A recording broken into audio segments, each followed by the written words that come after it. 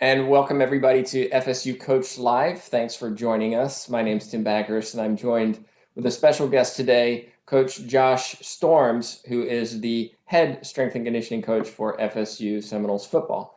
Coach, thanks so much for joining me today. I wonder if you could just start off by giving a little introduction. Tell us how you got to where you are today. Yeah, Tim, thanks for having me on today. Appreciate it. I guess try to give my career path as quickly as possible. Grew up in South Dakota, played Division II football at the University of South Dakota, had a kind of short injury-plagued, unremarkable college football career. Knew I wanted to get into coaching, knew the part of football that I loved was the preparation to play the game and all the things that happened the rest of the year outside of the in season. So I volunteered at a private facility in Sioux Falls one summer. Fortunate enough there, the guy that I volunteered for was a guy named Steve Bliss, who was part of Boyd Epley's original crew at Nebraska. Steve was the first ever strength coach at the University of Miami, the first strength coach ever at Ohio State University. And so he helped give me a lot of guidance of just kind of help me understand what the profession was and what you could do with the profession and whatnot. After that, needed to do an internship for credit. Took an internship with the Minnesota Vikings. That would have been in 2000. That was Coach Dennis Green's last season up there. So interned there in the off season, turned into a paid position for the season, and then fired at the end of that season. So learned early on kind of that side of the business. From there, knew I needed to go to grad school. Really important getting into coaching. A lot of people will stay academic minded and they pick a graduate program and then try to see if they can get involved in the strength and conditioning program. And maybe that strength program doesn't have GAs. Maybe there's no opportunity for you. And so you got a guy who will go get his graduate degree done. And at the end of that, they still want to coach. And you're a candidate. The only job you're a candidate for is to go be a GA for another program.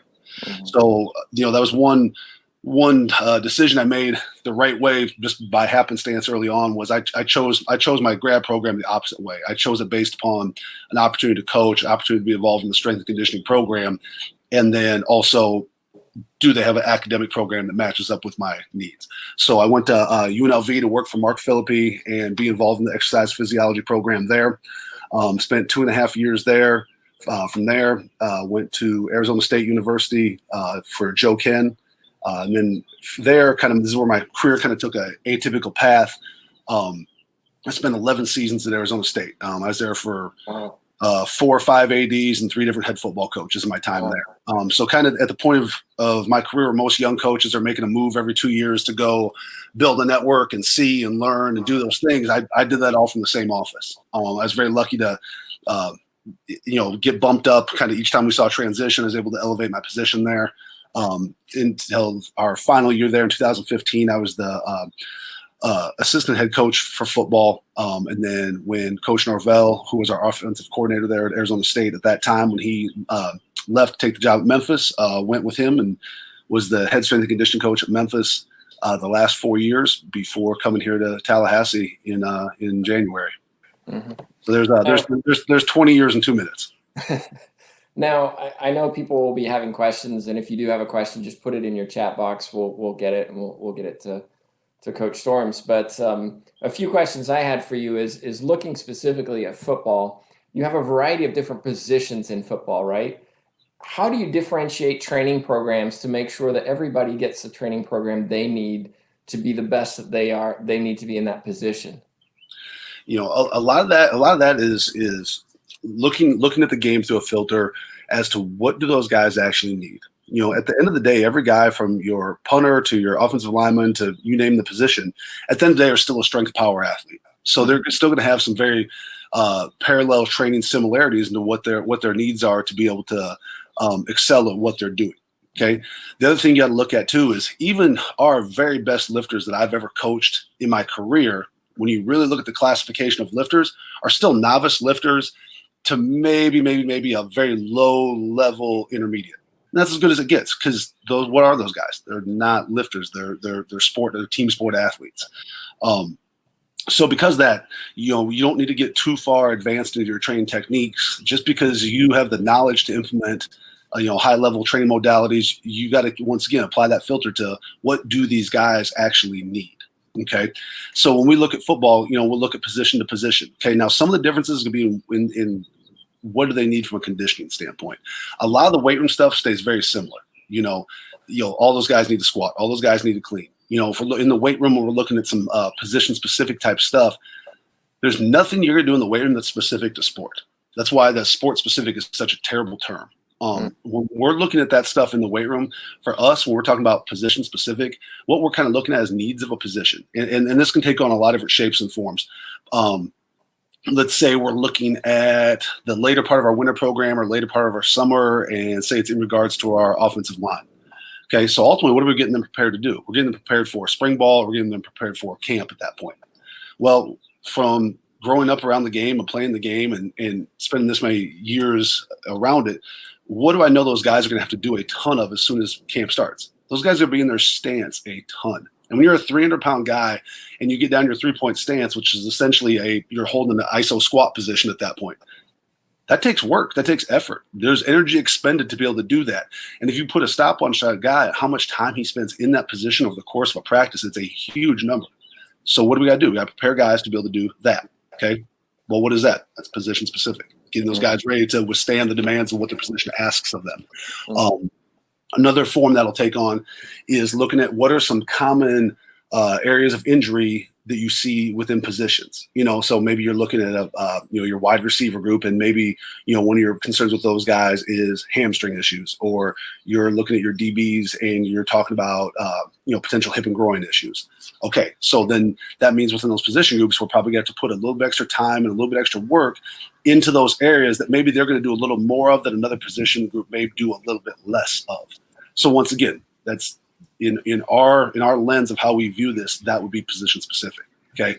Now, more importantly, though, taking it out onto the field, looking at our conditioning and our field work and the different programmed agility and things that we do. Now we're looking at what are the needs of this position. What are the movements that they use most on the field? Okay, and then how can we blend those movements and package that up to where we can use those movements in a conditioning and performance development setting. Okay. And that once again, that's based off the experience of my eye, the experience of my staff, our collective experience of actually doing the stuff and putting together the right thing. Cause there's some different metabolic needs. I mean, at the end of the day, we talk about a lot. You might have your starting wide receiver and starting left tackle, and those two guys are in the locker room and they put on the same helmet, the same jersey, and run out of the same tunnel, and they're on the same team. But once they cross the white line, their actual action of their sport is two completely different games. Yeah. So, what's that wide receiver have to do? He's got to be able to sprint, change direction, open up in space, cover a lot of yardage per snap and be able to do it again on a pretty quick turnaround on time. Whereas meanwhile, that old lineman is be more engaged in, more or less hand-to-hand combat with another athlete inside of a 5 to 10 yard box for a 5 to 7 second period of time, having to replicate that every 30 to 35 seconds, depending on the pace you're running the ball at.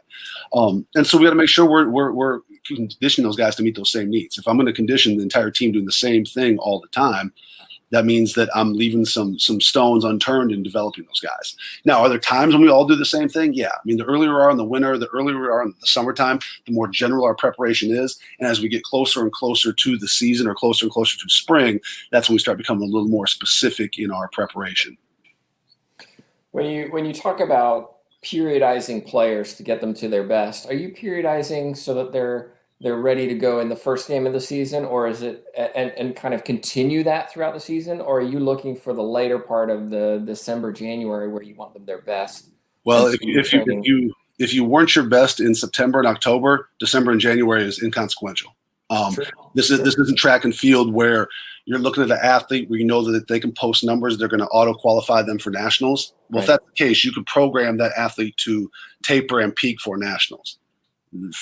That there's no such thing in football. You better be just as good your first game out of the gate. For us this year, going to Atlanta to play West Virginia, we better be just as good in that game as we are in the very last game of the year. So it takes on a different way, and that's why the in-season training for football, from a programming standpoint, I enjoy that part of it a lot, because it's at that point it's chess, not checkers. We still believe in percentage-based training for the most part, as as a central compass and central guideline of what we're doing. And then there's some deviation from there depending on what level a guy is in our program, depending on what time of year it is. But ultimately, we have to be, our number one goal of the summer program is to be prepared for camp. And then camp puts the final specific preparation on top of the work we did in the summer program to have us game ready for week 1. Mm. Well, when you, in a place like Florida State, even Memphis, Arizona State, you have a lot of players coming in as freshmen and redshirting or not, who may have been superstars in their high school, may not have had the appropriate weight training that they should have, and you kind of touched on that earlier. What do you do when they get into an environment where the standard is so much higher and maybe their motivation is questionable? Or, I'm already here, I've already been there, I've done it. How do you motivate them to really push harder rather than you constantly having to get on them, so to speak? And that's part of the big transition for guys stepping up from the high school level to the game in college. Ultimately, I don't care what level you're at, whether it be, a group of 5 school, a power 5 school, whatever it is. Most of your guys that are on your roster are probably the best player that ever played at their high school. And if they're not the best, they're one of the guys who's mentioned among the best who have ever played there. Yeah. And then depending on the program, some of those guys had a high school coach that maybe he was so happy that they were going to play football that he was just happy they showed up. And they were never asked to do anything. They were pushed to do anything. Just, man, if you show up and play, I know this kid can win us games. Good. That's all I ask of you, which is a huge disservice to that kid. We'll also have guys that come in from very well-structured programs where they've trained hard and they've been pushed hard. It's been consistent. But once again, football is only a part of the year sport. Most guys play multiple sports. So one of the big adaptations is for those guys coming in and realize that football now becomes a year-long thing. It's not just a fun activity you do in the fall and then you go on to whatever it is you do the rest of the year. It's something that it has a start, but it has no end until the day you graduate. With our freshmen coming in, they're on an entirely different program than the rest of our squad is. They're also training, in the summertime when those guys get here, they're training an entirely different group than the rest of the team. And that's kind of a whole clinic talk in and of itself for some of the reasons why we do that. But one of the main reasons is those guys are all new within the program. They don't know us. We don't know them. Okay.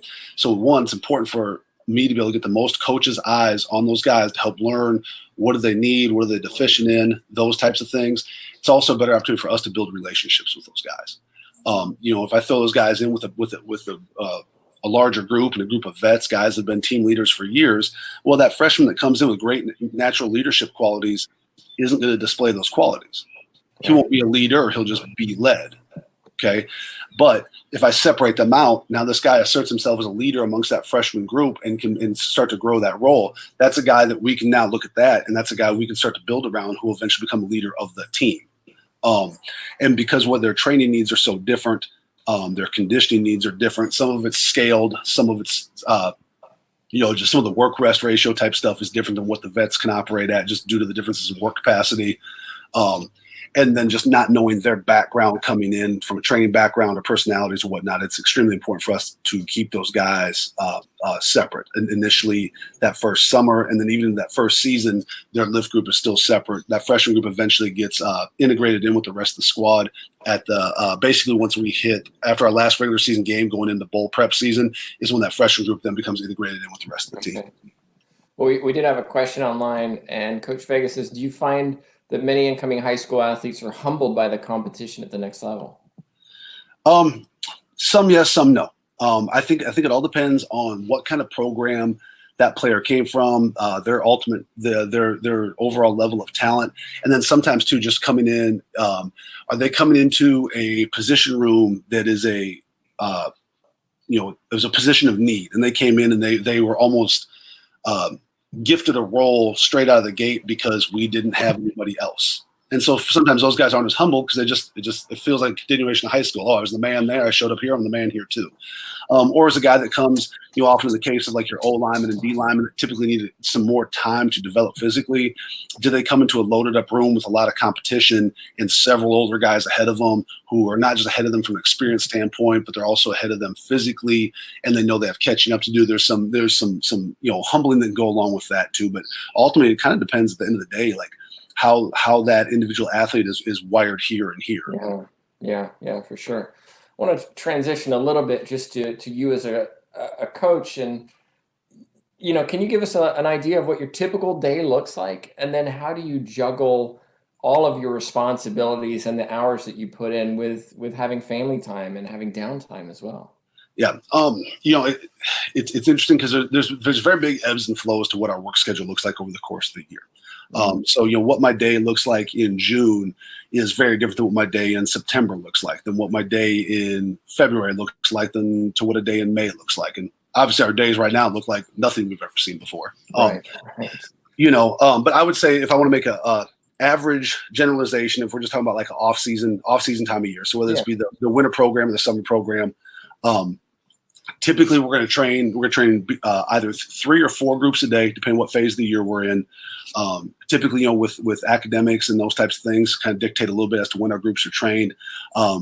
More often than not, we'll have a 6 a.m. lift group. To be honest, we at Memphis transitioned away from those early morning groups because at the end of the day, the role that sleep plays in the performance and player safety of these guys is huge, and it's undeniable.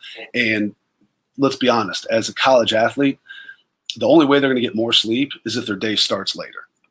Because none of us, when we were 18 to 22 years old, if we had something at 6 a.m., would have made the decision, oh, well, I better go to bed now so I can get my 8 hours. No, you're going to stay up most of the night. Right. You're still going to make it to your workout on time in the morning. Then what's going to happen after that? You're probably going to go back to your dorm room, back to your apartment, take a 4-hour nap, potentially miss class. And then you become nocturnal now because you flipped your entire schedule. It can run you down a whole rabbit hole of issues. But nonetheless, like right now, because of the way we're scheduled here, we do have a 6 a.m. group. So typically, Monday through Friday, that's alarm going off at 4 a.m. We're always in the facility at least an hour before that first group to finish off on the organization we put together the evening before. Make sure the last of the T's are crossed and I's are dotted. We'll roll through typically those groups. If we're pairing up field work with a lift group, those groups will be anywhere from an hour and 45 to 2 hours long. We typically try to space a little bit of time in between groups, just a minute to rehydrate a little bit, get off your feet for a second, get ready to roll in the next group. Oftentimes though, in the case of like summertime, one group bleeds into the next. So typically we'll try to go 2 groups back to back in the morning. We'll try to get a couple hour break for us to regroup for the afternoon, eat, train, and then get ready for the afternoon groups. Afternoon groups will wrap up, and then that's when we get kicked into organization for the next day, whether that be in the logistics of, getting the room set up and the field set up, whether that be me meeting with coaches, meeting with our nutrition staff, sometimes meeting with administration, which to be honest, have a little bit less of that here. Here at Florida State, I just oversee football, whereas the way the model they use at the University of Memphis, I oversaw everything. So there was a little more pull towards some of the Olympic sports stuff going on and the needs of their staff. Whereas here it's myself and my 4 assistants just in charge of football. So it does streamline my day a little bit, but which is good because we do more on the day-to-day with football. If there's position meetings, if there is staff meetings, team meetings, those things, like we're involved with all those things. So like our role ultimately expands pretty far out of just the confines of the weight room or the indoor practice facility. So I'd say an average work day, if we're at work, if we're there 12 hours, that's a relatively shorter average day. It's probably typically closer to like 14 is like our typical day to day. And then, that's going to be through summertime. And then, outside that, we'll have camps on weekends. We'll have recruits on campus, very actively involved in recruiting, which has become a year-round deal that doesn't really end. And then camp rolls around. And once the season starts, we're basically 7 days a week for the next 7 months. So, the thing is, a lot of people especially when interns first come into the business, that the hours load is a pretty big shock to them of the time they're putting in, but ultimately, it's the environment we're in. It's a lot of time spent there, but I also, I have time to train during the day. I have time to take care of some of those things for myself during the day, structured in and around when our groups are rolling and stuff. So, it may be long days, but because it's academics, typically it's loaded early, it's loaded late. And that time in between is where you put in your administrative work, your professional development, your self-development, those types of things. So what does Coach Storms do for downtime? Like what do you like to do for fun just to get away from it? You know, that's changed a lot over the years. You know, I used to have motorcycles, so it was a lot of time spent in the saddle. You know, after my son was born, probably when he was 1.5 or 2, I think is when I sold the last Harley that I had. Now it's a lot more at home, and he's 6 now, so it's spending a lot of time with him, and it's something just I've always been a big believer in. You know, so many people talk about how hard coaching is on marriages and how hard it is on parenting and family life, and to me, that's a personal choice. You know, I may not get to spend a ton of time at home, but what am I going to do with that time that I spend at home? Am I going to choose to maximize that time with my family, or am I going to come home and be selfish and say, yeah, I could go outside out in the front yard and play basketball with my son, or I could no, I have a long day, I'm tired, I'm gonna lay on the couch and watch Netflix. Well, if that's the choices I'm making, and my family life falls apart, and my marriage falls apart, and I point the finger at coaching, no, that's not coaching. That was me. Yeah. Okay, so am I making my time I spent with my family valuable or not? You know, and so, does that mean some days you got to come home dead tired and fake it till you make it? Yeah, of course it does. But Yeah. you know, it's part of being selfless. And you know, at the end of the day, someday coaching will be gone, and I won't have athletes to train anymore. I won't have this big facility to go to anymore. I won't be, you know, on the sideline on game day. Well, who will be there at that time in my life? Be my wife and my son. So if I don't maintain that now, guess what? It's not going to be there then. And then what are you left with? So to me, it's making the personal choice to maximize that time and make sure that time spent is good quality time. You know, you can't. I'm not gonna, you know, what we lack in quantity, we're gonna you know, do our best to make up for in quality. And then also too, just the ability to, for my son to come around that environment, be involved in it. You know, I don't know a lot of other 6-year-olds that can go out and Doak Campbell Stadium whenever they want and go play catch.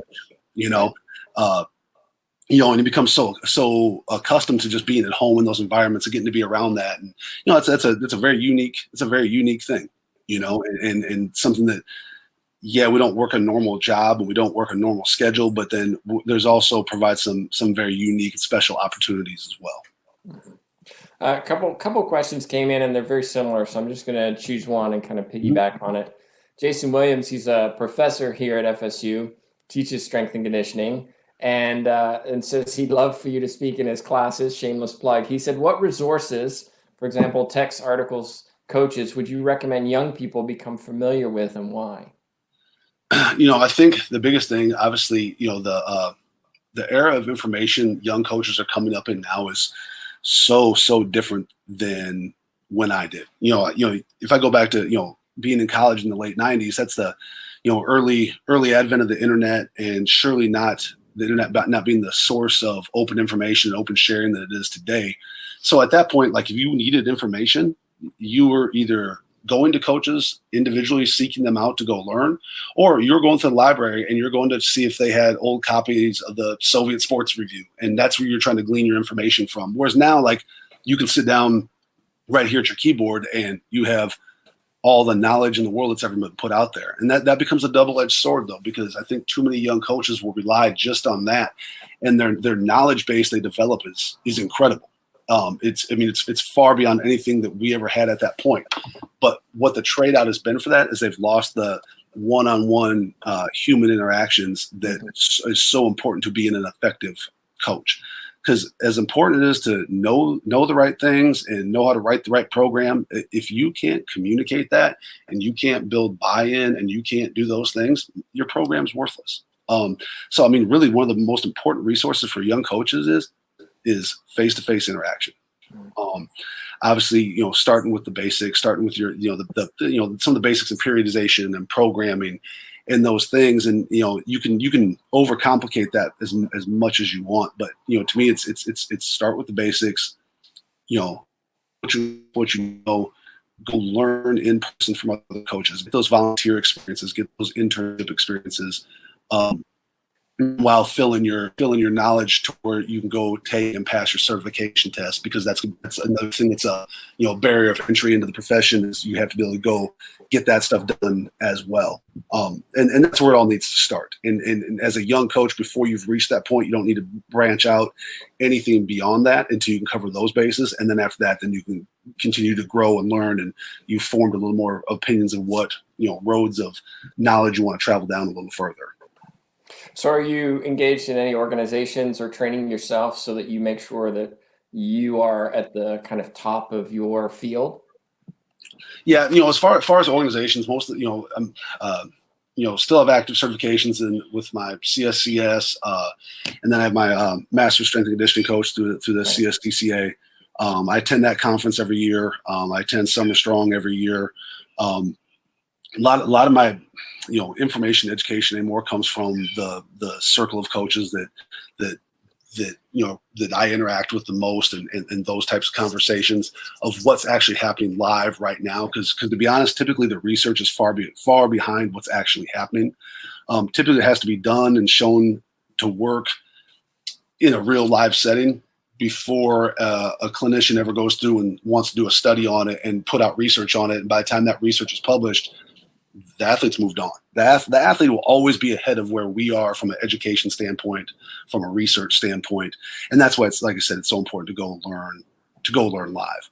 Um, but then as far as us train ourselves, a lot of our programming that we use with our guys, either my staff is doing or I'm doing, stuff that we're thinking about implementing in the future. Typically, we will try first, but we also got to keep the correct filter on that. I'm almost 42 years old. I'm going to respond. That training's gonna feel a little bit different to me than it does to a 20-year-old Division I football player, as opposed to a washed up 42-year-old Division II football player. It's a very different thing, But it's also the years and time of understanding that. One of the biggest things I learned early on from Mark Philippi at UNLV was, as important as it is to know your science, to writing a sound program. Writing a program's an art. There's an art to how that goes together, to what fits your situation best, what fits the psyche of your population the best, what fits your staff, what fits your facility. There's a lot of different things that go into that, minus what you took on the book off the shelf. Mm-hmm. That kind of ties into a question. Vanessa Fuchs, who was a guest earlier on this show, said, "Hi, Josh. Strength and conditioning coaches, just like sport coaches, must be able to generate buy-in and credibility to be able to push student athletes to their limits while maintaining a positive, meaningful relationship with the athlete. What are some specific ways you found effective to strike that balance between holding student athletes accountable to their training, yet still demonstrating you care about them?" We are 100% in a relationship-based business. If we don't go out of our way to foster and grow those relationships with our athletes, what we do doesn't work. Flat out, it won't. It does not matter what I write on paper. It doesn't matter how loud I yell or how often I blow my whistle. If there's not a relationship behind all those things, you're never going to get the production, the buy-in, the go that you ultimately look for to make your program successful. For us, we have a very specific way that we interact with our guys. We have a specific way that we coach our guys, that we talk to our guys. And one of the number one things for us is consistency.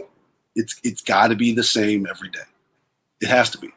It can't be here one day, there one day, kind of in the middle of the day. Those guys got to know every day, and they're walking that weight room, what the climate's going to be, and have an expectation. Now, are there days where the volume is slightly turned up? Yeah, you can have a couple degrees of variance of what you're doing, but there does need to be consistency. It can't be, coach is on one today yelling at everybody for no reason, and the very next day you're everyone's buddy. For us, if we're gonna get on an individual or get on a group, and it's going to be a situation of confrontation, it's got to be done in a consistent manner. And it also has to be followed up with the teachable moment on the back end. Otherwise, if it's just a coach yelling at a group and nothing's ever said about it again, at that point, it's like a drive-by, And so for myself, learned a long time ago, seen it in action. And then one of the biggest things I coach my coaches on is, when you're going to have that moment, I'm always going to back you up to have that moment. If you're willing to come around the back end once things have cooled down and make that teachable. And it's amazing how far that will go in the realm of relationship building, is when you take the time to do those things. Do we take the time to talk to guys about things other than football, about things other than training? Because if they know, I'm going to talk to Coach Storms and all he's going to talk about is squatting and cleaning and running, well, I mean, that really limits what I can be as a resource for them and what I can do with the relationship with that guy. So basically, just through consistency and care and getting to know those guys as individuals, and those guys also know if they'll communicate with us, we will work with them as well. And once that understanding is built, and that takes a little bit of time, But once that's built, that's a very, very strong bond that's hard to break once that trust is there. If your athlete trusts you because you've taken the time to do those things, guess what? You can now push that guy as hard as you want. You can coach that guy as hard as you want. The guys that I'm the closest with on the teams that I've coached are typically the guys I'm the very hardest on. But if it's built around that relationship and there's a mutual trust there, you can do that. And the biggest thing I think that needs to be understood when you come into a program, especially come to a program new, when I arrived here, those guys don't know me and I don't know them. And they absolutely should not trust me just because of my title. Why? Just because I have a title of this does not mean that I automatically garner automatic trust. And I told those guys that. I said, just give me the opportunity to show you that I'm trustworthy. Let my staff come to work for you guys every single day and show you what we're all about. We don't need to talk about it. We don't need to demand it. Just let us show you. Give us the opportunity to show you. And I think if it's gone about in that way, that's going to give you the very best chance to ultimately get that relationship you're looking for on the back end. If now you've created a training environment that your athletes want to be part of. You've created a program of coaches that they believe in, not just in the effectiveness of what you're doing, but also in your care and your individuality put into each athlete. Yeah. Well, I want to be cognizant of your time. I had one final question, and it's kind of giving your experiences, kind of growing through the profession. You've been at multiple places, and looking at a lot of people who are going to be watching this will be people who are new to the profession, want to get in the profession, want to move up in the profession. What advice would you have for them based on what you've learned so far? You got to network. You have to get out. You have to meet people. You have to go shake those hands. It's a business that a lot of people want to get into. And, ultimately most guys are in a position to hire someone, whether it be as an entry-level assistant, as an upper-level assistant, all the way down to an unpaid intern. Typically, if you have some connection with that person, even if it's just you've emailed them before with questions and stuff, like you're going to have a better chance of developing that opportunity. I encourage young coaches to reach out to coaches. Social media makes that so incredibly easy to do. But my advice is when you do your homework a little bit, first off. If you're going to reach out to a coach and you're like, okay, I'm going to ask some questions. Coach, tell me about your off-season program. Well, maybe before you sent that email, a 30-second Google search would have showed you that they just presented on that exact same topic a week ago, and you could have watched that. So rather than going and asking them the same question on something they maybe just wrote an article on or just presented on, watch that presentation. Take some questions from that presentation, ask them to go a little deeper in some of those areas you found interesting. Because what that tells that person you're reaching out to is that you're a student of the game, so to speak. You've taken the time to be prepared for that moment. Okay.